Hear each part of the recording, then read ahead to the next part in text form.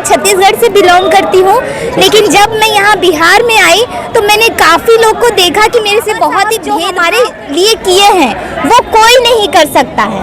अगर बाबा साहब के बाद अगर किसी की पारी आती है तो अगर आप एजुकेटेड हैं तो खुद सब चीज आवश्यकताओं की पूर्ति कर सकते हैं। आपके लिए कोई ब्रह्मा विष्णु महेश या कोई देवी नहीं आपके लिए करेगी, ठीक है।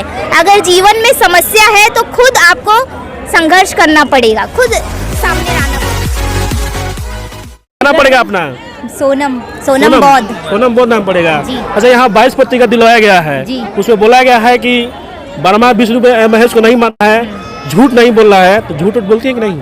क्यों झूठ बोलेंगे? हम लोग हमेशा जो नेचर में चीज़ है सत्य बोलने का, सच बोलना, और सच से ही मेरे ख्याल से जीवन सुखी रहता है, क्योंकि एक झूठ बोलेंगे तो उसके लिए 1000 झूठ बोलना पड़ेगा, है ना। तो इसलिए हम चाहते हैं कि हमेशा सच बोलें, चाहे वो हम गलत क्यों ना करें कोई काम, तो हमें बोलना है वो चीज़ को कि हमसे गलती हुई है ना। कितना पढ़ी लिखी है?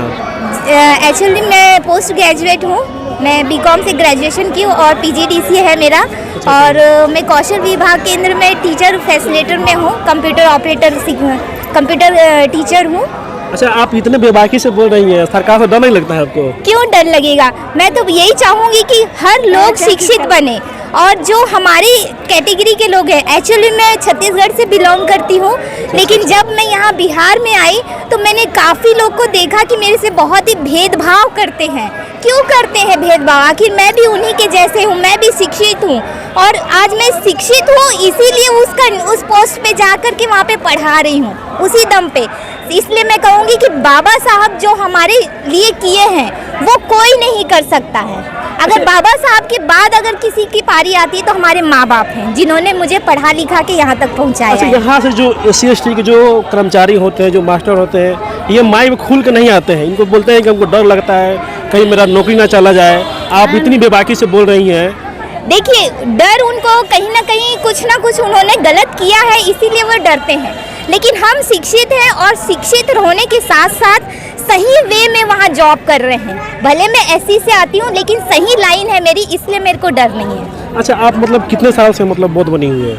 मेरे को 5 साल हो जाएगा। मेरे पति जो है, हस्बैंड है, बौद्धाचार्य हैं। अच्छा। तो हमारे घर में सभी कोई बौद्ध धर्म ही अपनाया हुआ है और पूजा पाठ। अच्छा, एक और सवाल है, मतलब ससुराल में मतलब आके बौद्ध धर्म अपनाइए कि मतलब घर से?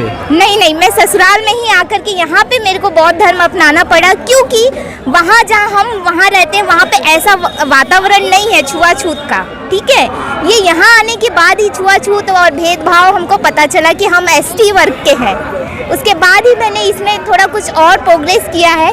जितने भी हमारे वर्ग के हैं मैं उनको जागरूक करती हूँ, और खासकर लड़कियों का ज़्यादा सपोर्ट करती हूँ कि आप शिक्षित बने। अच्छा, विजयदशमी के दिन बाबा साहब के एक पौत्र हैं राजेंद्र अम्बेडकर जी, हाँ, और दिल्ली सरकार में मंत्री रहे राजेंद्र पाल गौतम जी, एक सामूहिक तौर पे मतलब जो रानी हांसी रोड है अम्बेडकर भवन, सब लोगों ने यहाँ एक दीक्षा ली है।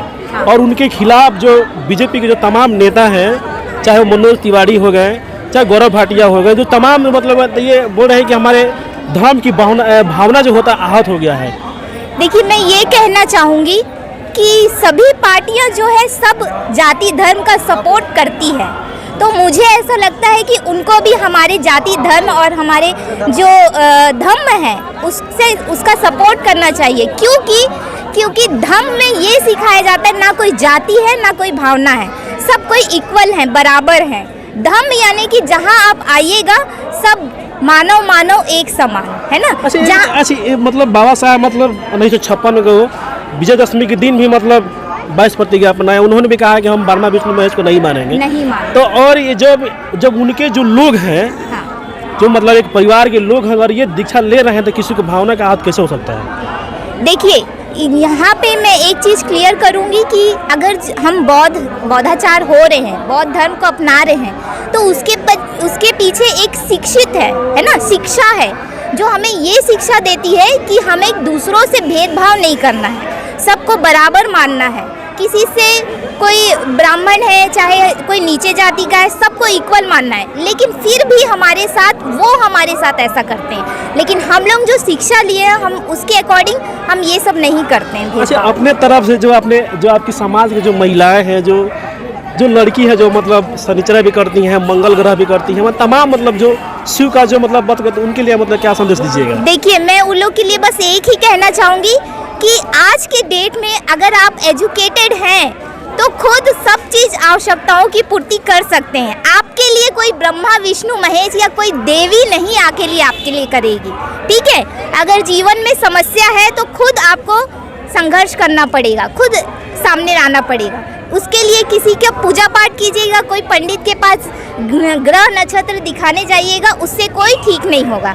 आपको खुद उस समस्या का हल लेना है। अभी भी जो तमाम जो महिलाएं हैं जो ऐसी समाज से आती है, अभी भी तो ब्राह्मणवाद के चक्कर में मतलब पड़ी हुई है। बहुत उनकी जो सोच है ना, उनको ये नहीं मालूम है कि हमारे जो बाबा साहब जो दिए हैं, जो धरोहर उन्होंने दिया है, जिसे हम बोलते हैं संविधान में हमारे क्या अधिकार है, उनको बस इतना मालूम है कि हमें वोट देने जाना है, लेकिन वो पूरा ज्ञान नहीं लिए हैं। अगर उनके पास जब पूरा ज्ञान हो जाएगा तो वो ब्राह्मण और मंदिर के पास ना जा करके वो शिक्षित बनेगी महिला। ठीक है, धन्यवाद। देखिए और भी हमारे